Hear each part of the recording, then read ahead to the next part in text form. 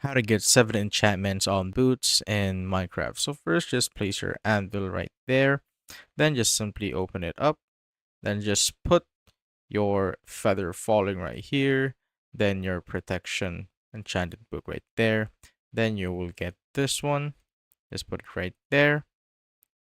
Then the next one is thorns and unbreaking, so just put it right there and you will get this book. And the next one is soul speed and depth strider. Just put it right there. Now you will get this book and just put it right there. Now just simply get the last book that we made, put it right here, and get the last one, which is mending, and put it right there. Then just simply get it and put it right there.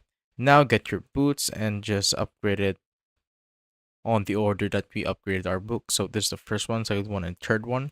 So I'm just gonna put the first one right here and it will upgrade right there. I'm gonna put it back here and put the other book and it will upgrade right here. And lastly, this book, put it right there. And as you can see, I now have 7 enchantments in my boots.